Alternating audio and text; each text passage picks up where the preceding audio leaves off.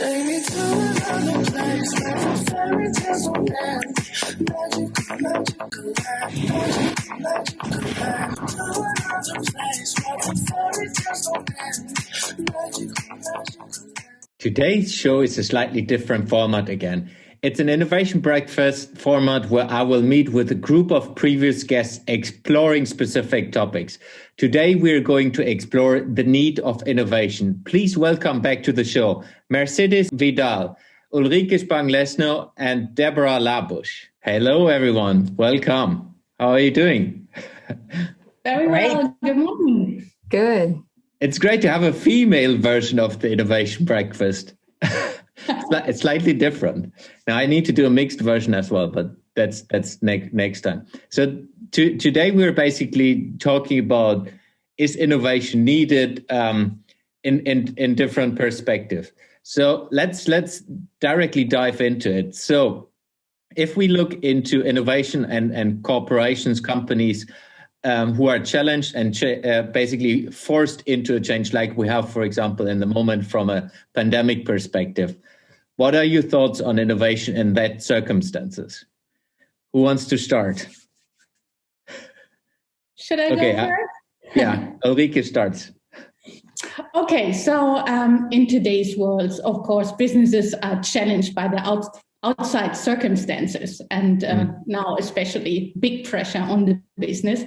So I believe that innovation and having an entrepreneurial culture is essential to come out of this crisis. When you are forced from the outside, I believe there is a lot of stress and tension in a system, and therefore you might need to decouple certain things. So, for example, on one hand side, you need to safeguard your running business, you need to safeguard that you can keep the jobs, that you maintain cash flow. And on the other hand, you really need to look at what comes next. What can I do to create new revenue streams? What can I do to actually extend my business in order to thrive within this certain phase, but also afterwards? Where is my business going?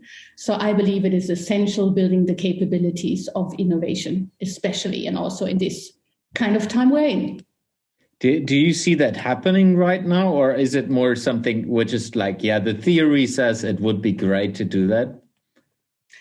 I see both, actually. So when we started with COVID now a year ago, many companies have been locked in fear, not knowing what to do. So really saying the threat is so big, I have so much fear, I don't know what to do. So many have been putting their head down on the floor, not reacting. There was a lot of fear. And then actually people started with hectic to do something, but not necessarily the right thing for their business to thrive. And now, of course, a year after, also the slow movers have recognized that they need to evolve. And we see more and more innovation also within retail. Mercedes, what do you think? Well, I agree with what Ulrike just mentioned. Of course, necessity has always been a good source and force for creating new things. On the other hand, I believe companies that have a purpose-driven, you can say, vision and mission, they always are looking forward, create that vision, make sure that they're moving towards that vision. What's happening now, a lot of companies have been forced to act or react to external factors. Of course, disruption and uncertainty is always going to be part of our life. And when you don't have the capabilities built in the organization to anticipate and always have, forward-leaning kind of attitude pursuing your vision, these kind of reactions create, Ulrike was mentioned, a little bit of panic, doing a lot of things. Are you really doing the right things? Or are you just following what everybody else is doing? I think it's going to come now a period of time when we need to, reconnect with the vision of the company, reconnect where do you want to go, and then assess if the things that you have in your portfolio and your roadmap right things for your vision, and not just acting or reacting of everything that is happening. So we need to have a time of reflection, recompile your forces, and then start to look forward. Where are you really, really going? Yeah. Debora, what do you think? Yeah, I also agree with Ulrike and Mercedes. So I think that especially in the beginning of the pandemic, we did see a lot of panic, not only in the business sector, but also when it came to grocery shopping and things like everybody was, this was so new. Nobody knew how long this was going to last. The concept of lockdowns was totally unknown to all of us. So I think to a degree, it was normal that people, started to be kind of scared. And I think that phase is now way past. And it's really, really time that, also the laggards kind of start moving, which we see, as Ulrike already mentioned. I think that this very special circumstance, even though it does create a lot of pressure, it also brings a lot of chances, to really stand out, to connect with your customers more, to really show that you are a business that moves, that does something, not only to keep yourself alive, but also to kind of engage with your customers and provide service, even though your doors are closed. So I think that the pandemic has brought both like challenges and also opportunities in terms of innovation.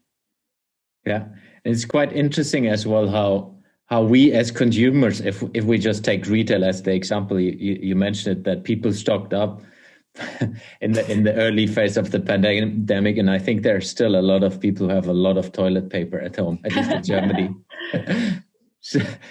So seeing as well that we reacted strange and the whole environment reacted strange, and now a year later, it's still talking living now in Germany again.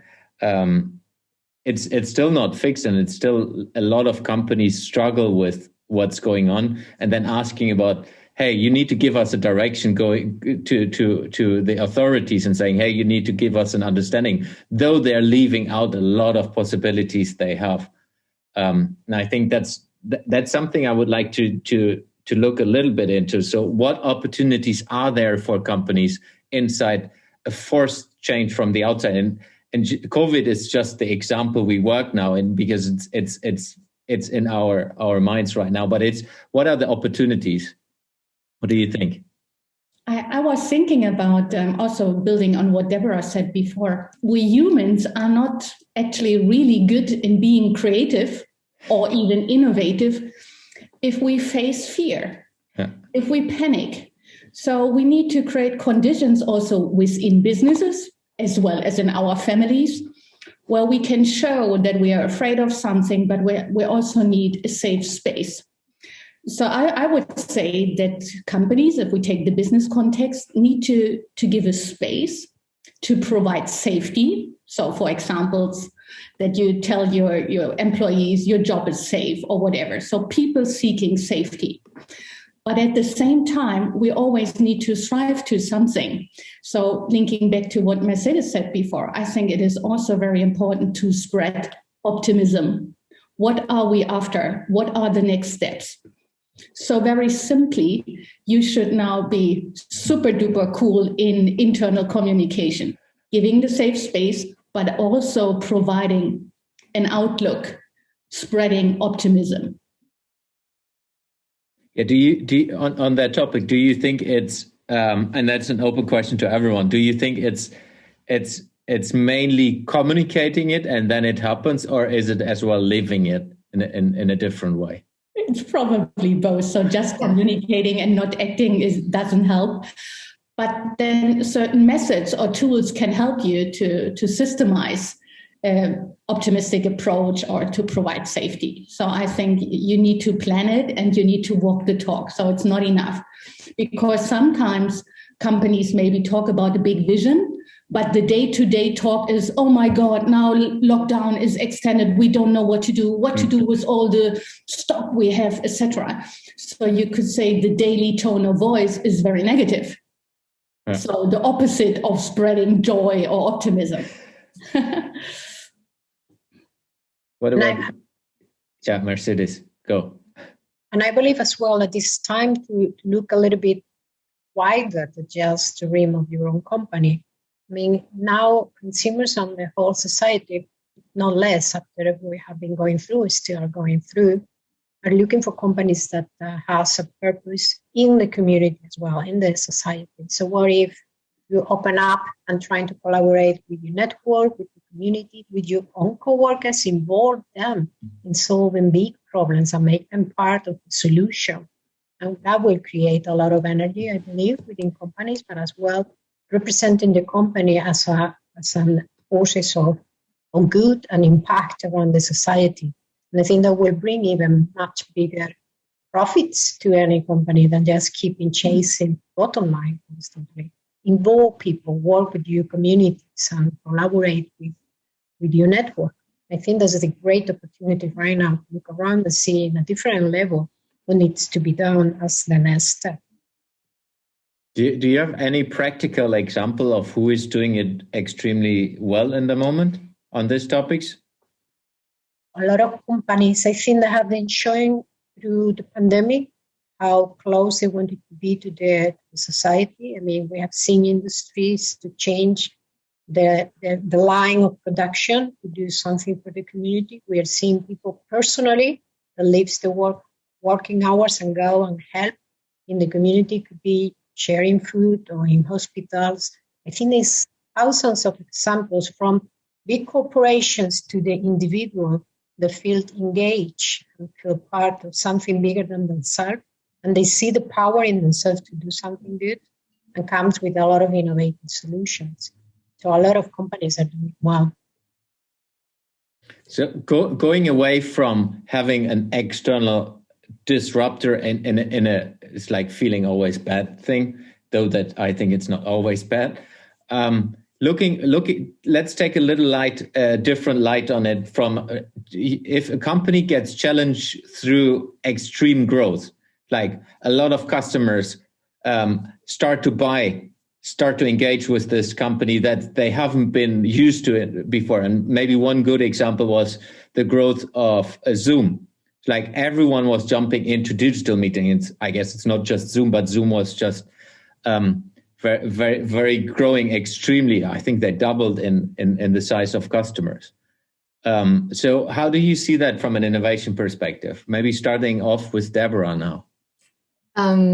So I think that, well, obviously in that situation, there's a massive, massive need of innovation because if you just stick to like what you've always done and from your growth, from your little, company to this, massive worldwide kind of platform everybody's using at the moment, it's just not going to work. Like there's just different structures you need to apply in terms of like how to organize your stuff, in terms of, how different things and also processes work, how to engage with your customers. I think there's a lot of things that you need to adjust and that you really have to look into, because otherwise you're just really going to perform badly, and you need to invest massively in your technology and into security. And I think it's very, very necessary. Sticking to technology, Mercedes, what do you think from a technology perspective? Wow. I mean, among other things, companies are growing exponentially in terms of demands. I hope all of them have, for instance, an AI strategy in place, because to be able to cope with this, you can say, exponential growth, it puts a lot of tests in all your internal processes where AI can massively help, but as well to have the capability to one step ahead of the market, one step ahead of customers, and have the capability to understand, predict, and act on behavior. So one good tip is revisit your AI strategy. You are growing massively because you're massively needed it. So that's one example. The other is I'm very fan of exponential organization. I've been reading the book several times. It's very, very weak now. And I think it gives us a lot of different kind of mindset, thinking of all the components of your organization, inclusive your network. How can you then accelerate the impact, the utilization, and some of the components to keep going with that growth. So use exponential organizational thinking and model to be able to cope. Yeah. Ulrike, what do you think? First, of course, it's a great phase. You know, you're surfing the wave. But I was also thinking from a leadership perspective, it makes quite a difference. So if you talk to the guys in Silicon Valley, if we take it very radical, you have startup businesses, you develop a world-dominating strategy. But people actually at that stage often really don't know what is it about to build a bigger organization, to sustain a business. And within those exponential growth phases, actually, you face a lot of challenges. Not at least if you have enough talent to actually guide this, exploding phase of rapid growth. And then actually another aspect in those exponential growth phases is, do you dare to still keep an eye on your market? Because sometimes your product might explode, but you also need to be sure already what is happening in the market left and right. Is there anything else coming up? Someone that copies my product, for example? Or how is my customer reacting? Because then you might have the early majority or the first movers buying your product. But what is it really that your customers are after? So you also need to re-engineer and to develop and evolve your product, even in times of rapid growth. And then at the same time, if you say my product is super safe and I'm doing all of this, you need to build and install processes and systems in order to sustain your business, to keep up with those challenges inside. And often a different kind of leadership is needed. So this is why you often see that startup guys selling their business and then new leadership team comes in that enjoys guiding those phases. Yeah, I've seen it even for myself. I mean, leaving the IKEA world where we have been working together a couple of years back, going into your own business, you go from a management position into an operational position because you're the boss of the company, but you're operating the business in the same way. So and very often you see that the ones founding a business and then you start off with this rapid growth, they really enjoy, or it's not for all, but enjoy developing a product, etc. But not necessarily enjoy guiding big corporations or installing processes. They might think, oh, that's boring, or systems to regularly take care of customer feedbacks, etc. Yeah, when it's more about the political shit. Yeah, it's a different ballgame. Yeah. Debora, what do you think from a communication perspective in this challenging time? What could companies do differently, specifically if we now take a little bit of turn on, like you're a young thinker and you work with a couple of young people and helping companies as well in that perspective. So what do you think from a communication companies could do in this time to engage with the young people inside their business? So I think that nowadays we do have so many communication tools. There is so many opportunities if you want to engage with your customers, like especially young customers. Like you can find almost all of them on social media, on many different channels. I think that, you can use QR codes that people can scan to online shop. There's so many opportunities. You can, host little online fashion shows or something where you introduce new products. There's so many things you can do to actually engage with your customers. And also, not just on a, like, this is what I have and what I have to offer, but also like, we know this is a stressful time for all of us.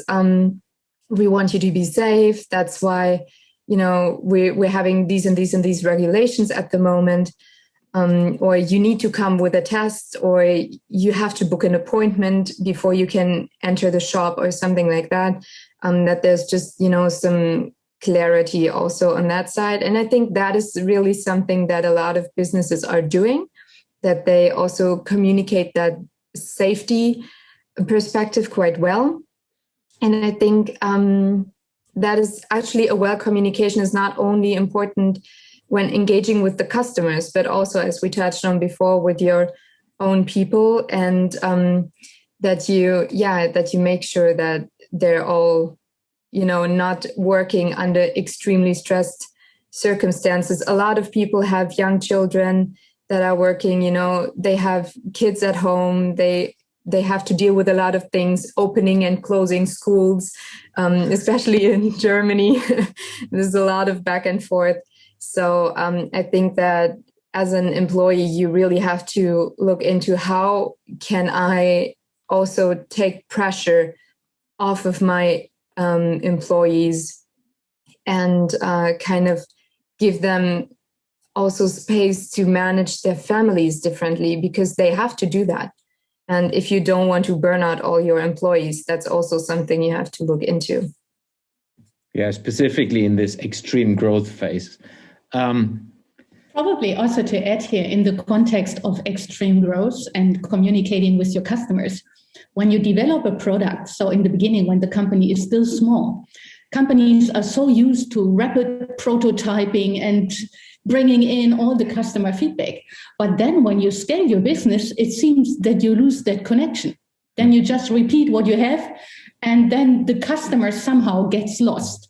So it's important also to maintain this relation, even within an extreme growth phase. Yeah. To really nurture your business and to ensure that you are up to date and close to what your customer wants.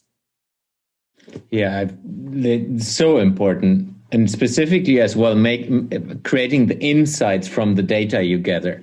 Like having all these interactions, which then also grow exponentially if you have more customers. But then it's even more important to have a systematic way of doing it, which leads us back to processes and tools and systems that help you to do that. Because sometimes it feels like you have a very close connection to your customers when you build up, when you prototype, then you scale, and then actually you just think, oh my God, I should reinvent when your business is stagnating or even going down again. So you should maintain this relation throughout the entire life cycle. That's a fantastic bridge to the next part. So another perspective, what's happening with innovation in companies when you're stagnating, when the company was good and it's basically staying on a plateau, and it's kind of, sometimes I would say it's too comfortable to change because it's still working, but everyone knows that tomorrow or the day after tomorrow something will happen and then you will have a problem. Absolutely. So probably you have lost the connection to your customer or to the market. Let's move. Mercedes. Or you are playing too safe. But this is the other thing that defines very often the success of a company until now, has been managing very well risk and avoiding every unnecessary risk. So this risk avoidance and control of everything you can control has been companies to be very successful. Now when they are in the plateau, they are very scared to let it go and start to risk again to make sure that they can pick the next wave. So very often is what is holding you back is your own mechanism that has made you successful, and it's not going to bring you to the next phase. What do you think are possibilities for companies in approaching that? Possibilities are many, but I believe it starts with the top of the company, recognizing that they need to start to take some risk and they need to start infusing the company back what probably make them successful in the first place, what make the company grow, when they make the company appears in the market. So bringing back a culture of innovation within the company, making sure that you foster that culture, making sure that you have a purpose-driven direction. If your company is in a plateau, maybe you need to reinvent yourself. What is the next future you want to create? What are the things you want to your company be known by 10, 15 years from now? And make that questions to the leadership team. What do you want your grandkids to say about the company? What legacy do you want to leave behind? Because it's about time you start to look, what do I want to leave behind me if I have a successful company and now I'm in a plateau? So I believe there's plenty of opportunities, but I do believe in this particular case, when the companies are in a plateau, it needs to start from the top of the company, recognizing that something needs to happen to create a transformation that brings them to the next 15 years. And it's not going to be the success of the past. Yeah, you should then probably install already a culture where this constant renewal is a basic part already in times when business is good, but especially when times are not so good. And what I've seen actually that sometimes we humans, we tend to excuse things. So if you see the first things, let's say the first quarter or first business year where you didn't perform, let's say you didn't make a plus, you make a plus minus zero, then people start to excuse. And in the first phase, what is normal, they say, it's the competition, it's the weather, it's the pandemic. So you try to find excuses in the outside world. And therewith you protect yourself to change. And we should always also as leaders start to inject and request change in those phases to say, yeah, but what else? What have you done? What can we do more? And bringing in different tools, if it is through innovative thinking, etc., to keep up and to bring in new ideas to refresh the business. So I think that's pretty crucial. And not to get too satisfied so easy, and don't let us come away with cheap excuses. So I think sometimes we need a little bit of pressure to get us going. Because if things are too comfortable and we are a little bit risk averse, we might start too late.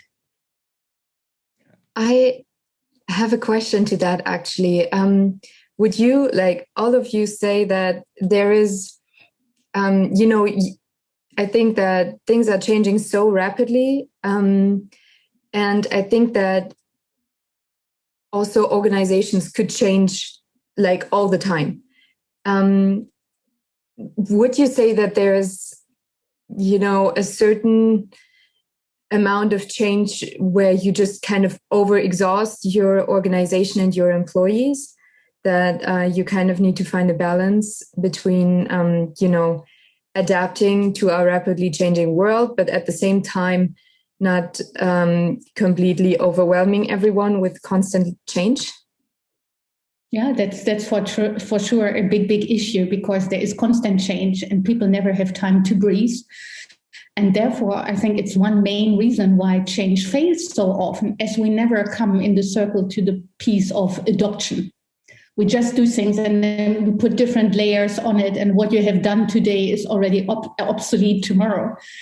And many have not understood that change also needs a certain time, and that we as humans, we have basic needs. So we also need to have time to breathe. And therefore, especially also to the first question that we had, what if you have forced change from the outside? There is so much stress in the system and in the organization that you also need to allow to calm down and to de-stress in order to put in something new again. And I think as well, it's about, when we say it about change, we perceive a chaos if you change everything at once. I think it's important for companies to understand what is the core I will not change, because sometimes we want to change so much that even we change the sense of who we are. And that requires that in that kind of processes, people doesn't know where to lean forward or lean forward. It's like everything is moving. So what are the pieces of fundamental pieces of your company that you are not going to change because they are good as they are? They are your value. Mm-hmm. They are the constant that makes people to recognize a pattern, to feel a kind of connection where you are, where you belong. And I think it's important that that is recognized and identified from the beginning, that the core is the same.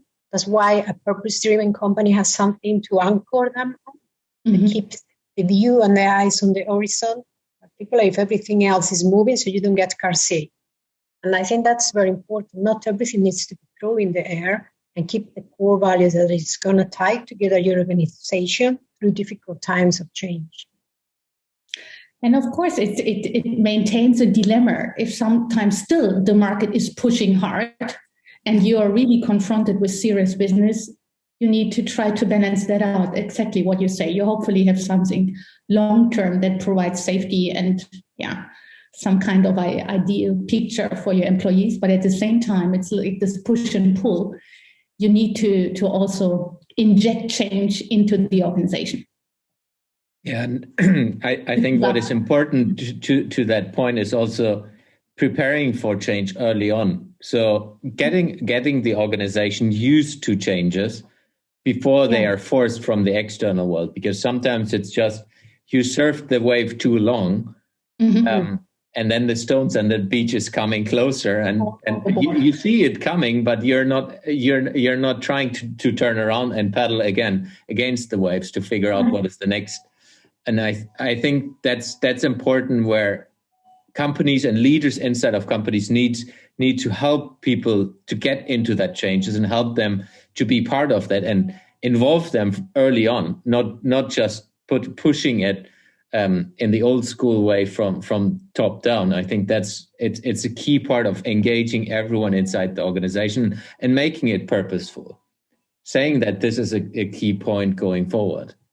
Yeah, it's a new way of leading people and organization, and this links perfectly back to what we heard from Mercedes before.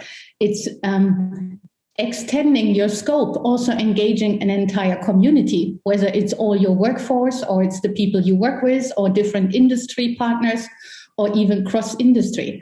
There is so many great examples out there that there is no need to reinvent the wheel. Yeah. And actually by partnering up, you're stronger and sometimes make you coming out of a certain phase even faster. Change from a communication perspective, Debora. Yes. If you're working in a large organization, how would you love to be engaged as a young person?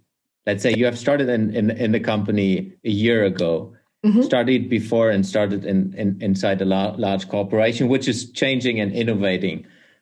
How would you love to be engaged? So I think that it's really crucial that you kind of, in order to get a smooth transition to the next phase, that you really do engage your employees. And I think just telling them this is what we're going to do is not the way. So I think that, you can ask people like, what would you think? Like, what steps do you think are necessary? They don't have to give all the decisions to the interns, but just asking. I think there's a lot of people with great potential, and if everything is just decided and made up in like the big offices, there's a lot of talent wasted, really. So just asking for inspiration. I think that you can try to build out a network where you can kind of decide, okay, so these are the people that are really well connected in our company. We can make like a focal group that we kind of really get on board with this change, that can then, spread our vision and really carry it into our company. And, you can keep people posted on a regular basis. And I think that there's a lot of things you can do. Those are like a couple of points that are like on the top of my head. And I would love to be a little involved into like what is happening, how is it happening, and trying to make that work together, because after all, humans are a little resistant to change. Because we love our habits. They give us kind of, our routine. They make things more effectively. Also in terms of, brain energy and things we have to use resources. So there is a very high potential of meeting resistance in your organization when you want to imply change. So I think getting everybody involved and, setting up structures, that is really a good way to minimize that resistance and enable a smooth transition. Absolutely. Taking the turn back into innovation before we go into the rapid fire last round.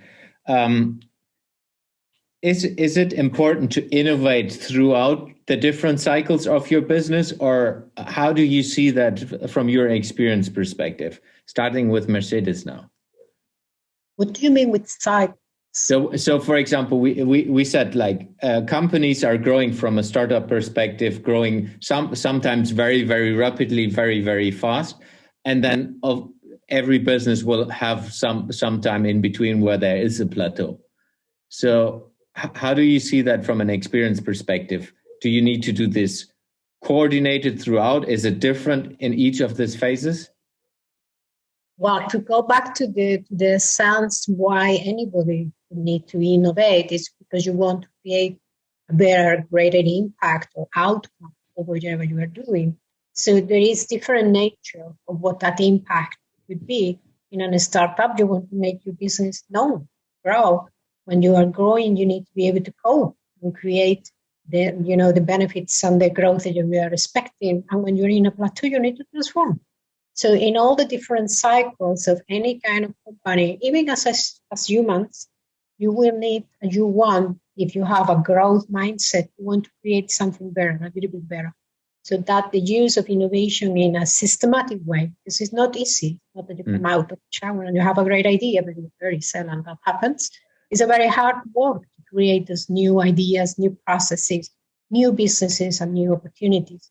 With every cycle, depending on what is the next step of that particular cycle, are going to need a big deal of innovation to come there, because it's not just going to happen if you are not very lucky. It's organic growth will happen in the life that we live today. Even that happens, you're going to get disrupted before or later. Ulrike, any thoughts from your side? Yes, I would definitely say that's important that you evolve throughout the entire life cycle of a business. And then, of course, to me, I would say it's very important that, if this is a term, that you democratize innovation, meaning that you really engage everyone to take part. And this can have different aspects. Sometimes you need to be very innovative. Let's say when you start up and you design a certain service or product, then you need to improve it to make it fit. You need to develop your business. You need to bring in new stuff that is new to you in order to keep up with the development in the market. And then you need to innovate again.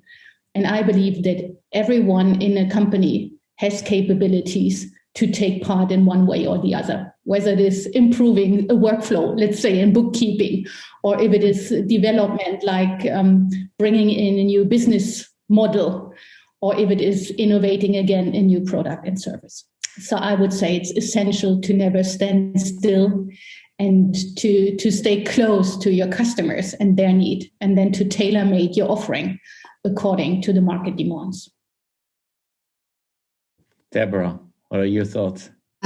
So I think this is actually really comparable to just like a human life.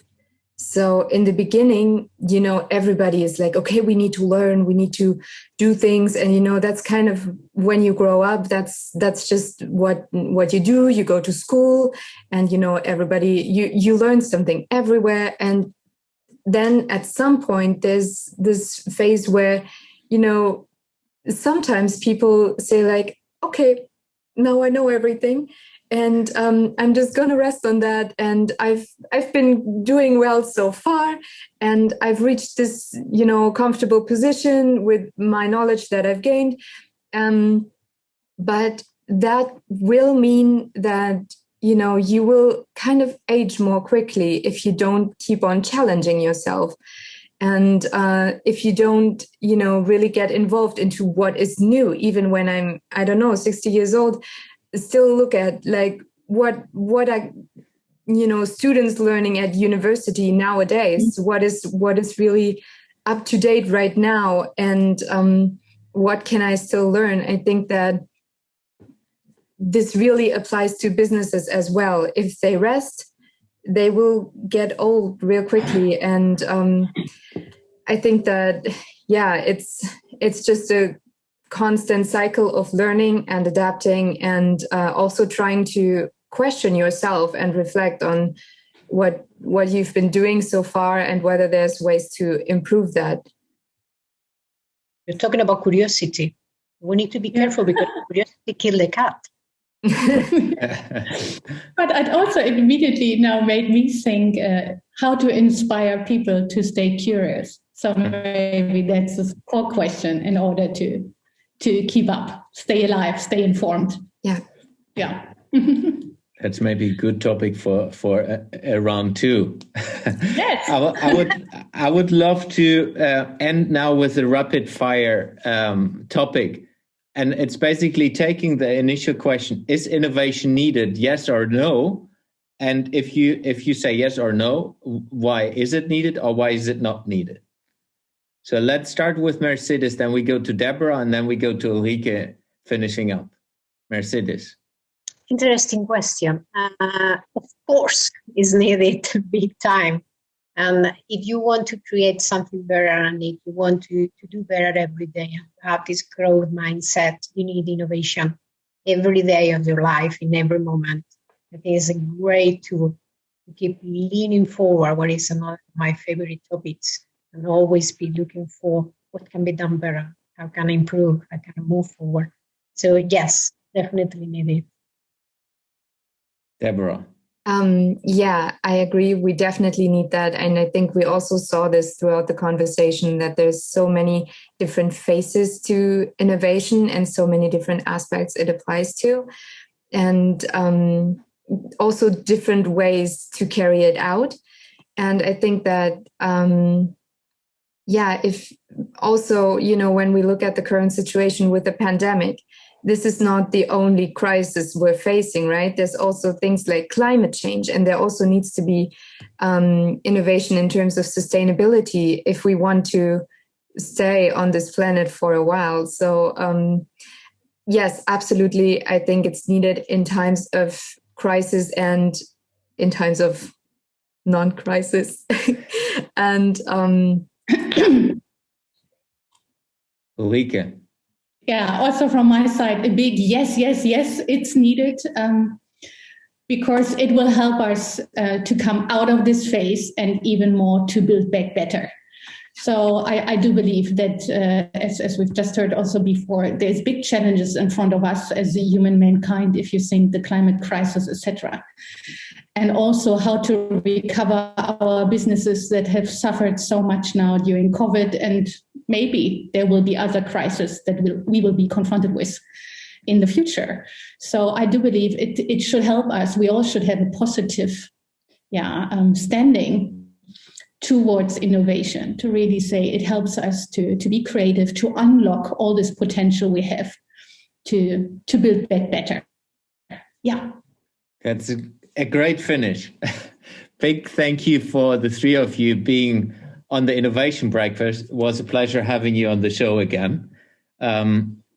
So for those who are listening or watching this, if you agree or disagree with us with what we discussed, please comment wherever you find this. Let us know, because we are really, really interested in your opinion and what you think about our discussion. Thank you very much again, and hope to see you someday again in another round or in other combinations going forward. Thank you very much together. Absolutely. Thank you so much. Thank you. Take me to another place where the fairy tales don't end.